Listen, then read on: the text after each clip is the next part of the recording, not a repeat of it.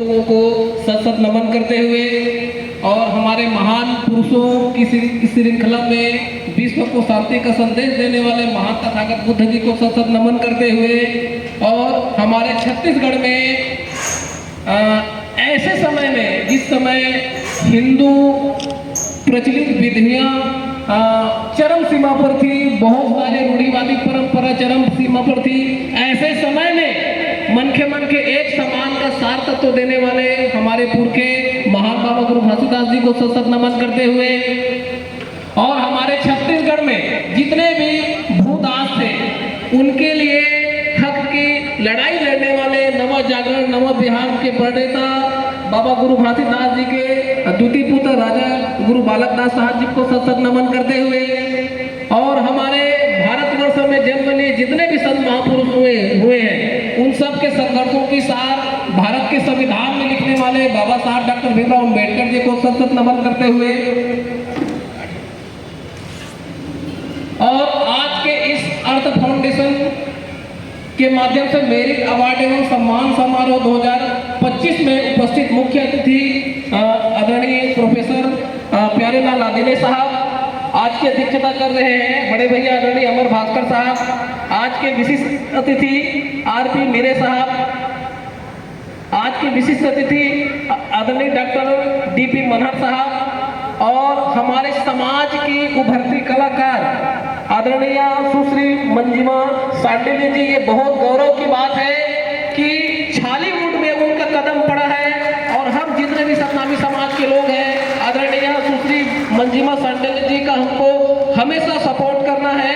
और आज के इस मेरिट अवार्ड सम्मान समारोह में हमारे सामने में बैठे हमारे समाज के उभरते बच्चे, समाज के भविष्य 10वीं और 12वीं के विद्यार्थी और उनके साथ आए समस्त पालकगण, आप सबको मेरा सादर जय सतनाम, जय भीम।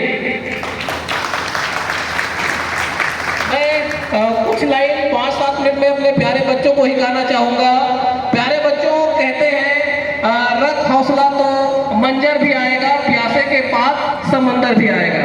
मान्यवर कांसीराम साहब अपने दौर में कहा करते थे, यदि तमन्ना वाजिब हो तो रास्ते निकल आते हैं। तो शिक्षा की बात है, आज अर्थ फाउंडेशन के द्वारा मेरिट अवार्ड एवं सम्मान समारोह आयोजित किया जा रहा है। इस गौरव के पल के लिए मैं पूरे अर्थ फाउंडेशन की टीम को धन्यवाद ज्ञापित करता हूँ। मेरे मित्र संतोष जांगड़े साहब, धीरेन्द्र बनर्जी साहब, समस्त टीम को।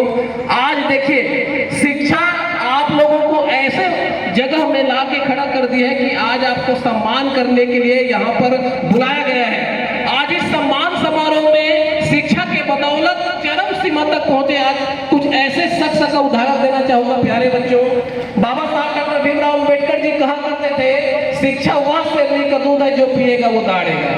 ऐसा बाबा साहब डॉक्टर भीमराव अम्बेडकर कहते थे। अब देखिए, शिक्षा के इस शेरनी के दूध के वजह से बाबा साहब कहां पर पहुंचे हुए 3 मिनट में बताना चाहूंगा। बच्चों, आप सबको पता है, विश्व के नंबर 1 विश्व के टॉप 10 विद्वानों में से एक थे बाबा साहब डॉक्टर भीमराव अम्बेडकर जी। 64 विषयों में उनकी मास्टरी थी। कितनी गौरव की बात है।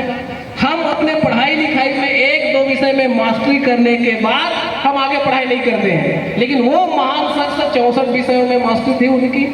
32 उनके पास डिग्री थी, 9 भाषाओं में उनका ज्ञान था और डॉक्टर ऑफ साइंस एक ऐसा कठिन पाठ्यक्रम था कि 8 साल की डिग्री को 2 साल 3 महीने में पूरा कर दिया। ये कितने गौरव की बात है। ये शिक्षा के बदौलत हासिल हुआ।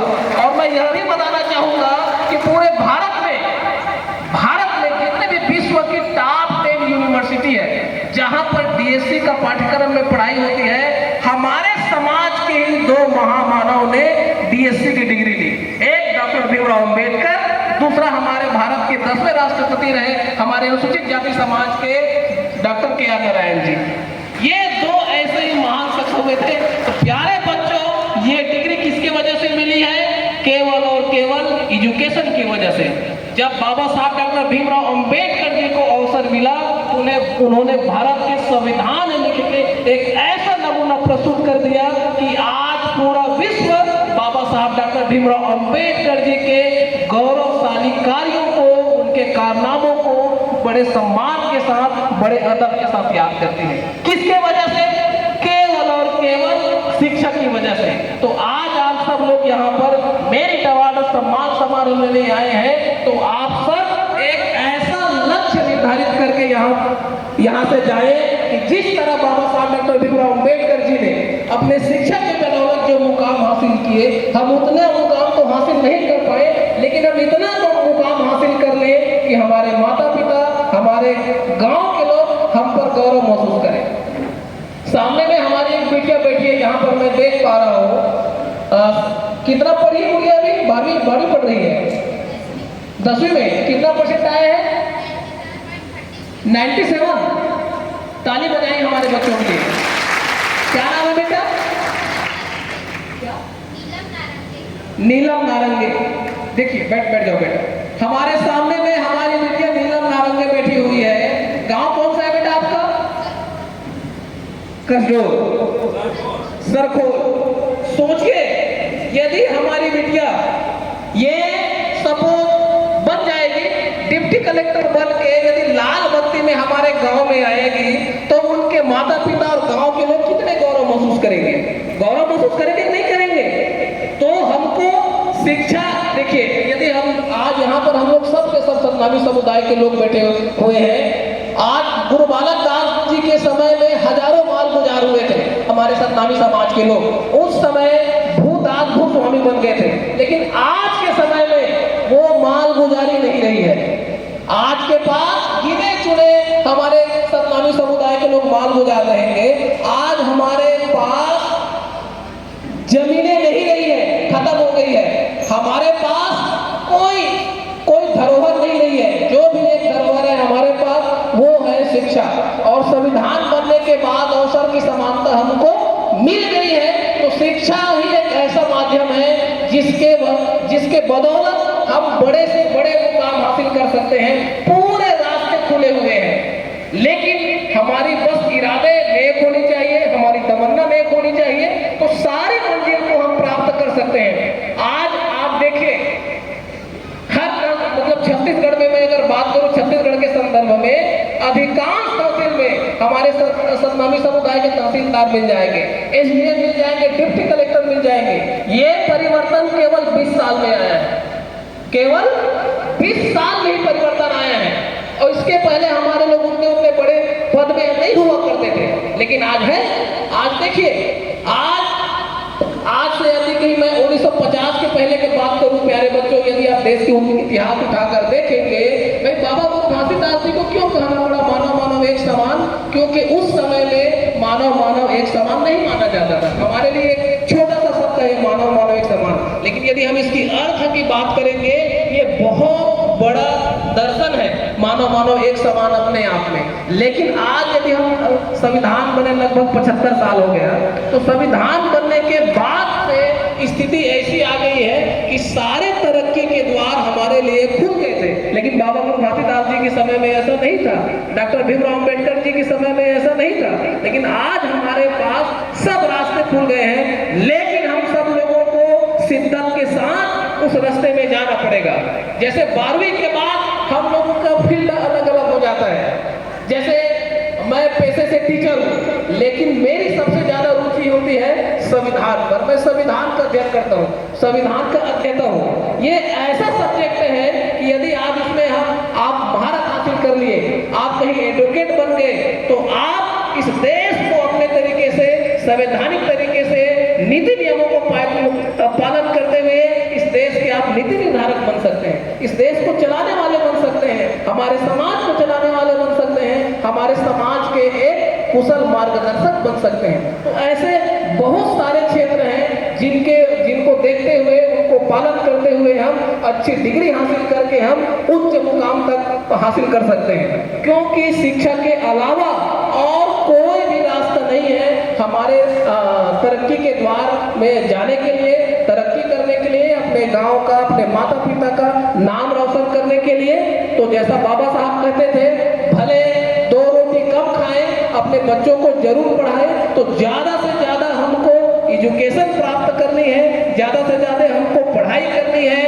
मैं देख पा रहा हूँ हमारे बीच में भाई नरेंद्र गिरले जी बैठे हुए हैं, ये अभी LLB कर रहे हैं और हाई कोर्ट में प्रैक्टिस कर रहे हैं और हमारे साथी भी हैं। तो अभी हाँ एक क्षेत्र है प्यारे बच्चों, मैं आप सबको प्रेरित करना चाहूंगा, अभी एक ऐसा विषय है जिसमें हमारे समाज के लोग काफी कम संख्या में जा रहे हैं। मैं हमारे जो 12वीं जो अभी हाई परसेंट लाए हमारे बच्चे हैं उनका तो इस साल का अवसर चला गया, लेकिन जो बच्चे 10वीं पास किए हैं मैं उनसे आग्रह करना चाहूंगा उनके माता पिता को कि आप अपने बच्चों को जैसे ही वो 12वीं कक्षा रन करें तो उनको दिसंबर जनवरी में क्लैट का एग्जाम होता है, आप क्लैट के एग्जाम में उन बच्चों को फॉर्म डलवाइए और देश के टॉप 10 लॉ यूनिवर्सिटी में उनका दाखिला दिलाते हुए अपने बच्चों को लॉ ग्रेजुएशन करवाइए। इतने सारे उसमें स्कोप है, आज लॉ फील्ड में हमारे लोगों की कमी है। मैं बहुत ही दुख के साथ ये कह रहा हूँ कि हाई कोर्ट है हमारे छत्तीसगढ़ में, डेली प्रैक्टिस के महज 10-12 से ज्यादा हमारे सतनामी समुदाय के वकील नहीं है, और यही जो वकील है जब कोई सत्ता में आता है तो यही वकील लोग सरकारी वकील बनते हैं, यही विपक्षी वकील बनते हैं, यही वकील सिविल जज बनता है। सिविल जज भी 2 प्रकार के होते हैं, एक छोटे स्तर पर जज बनते हैं, एक जिला न्यायालय में वकील बनते हैं, जज बनते हैं, और वही से हाई कोर्ट में जज बनते हैं। तो यदि हम न्यायपालिका में देखें तो सतनामी समुदाय तो छोड़ दीजिए, पूरे अनुसूचित जाति वर्ग की रिप्रेजेंटेशन प्रतिनिधित्व नहीं है। तो प्यारे बच्चों और पालकों से ये आग्रह है कि अपने बच्चों को जब भी दिसंबर जनवरी में क्लैट का एक शेड्यूल जारी होता है, क्लैट का फॉर्म डलवाइए और अपने बच्चों को लॉ के क्षेत्र में भेजिए। लॉ में भी बहुत अच्छे फ्यूचर है, हमारे बच्चे जज भी बनेंगे और हाई कोर्ट और सुप्रीम कोर्ट में प्रैक्टिस भी करेंगे। तो मैं इन्हीं शब्दों के साथ अपने बातचीत को विराम देते हुए आप सभी को सादर जय सतनाम, जय भी प्रेषित करता हूँ। धन्यवाद।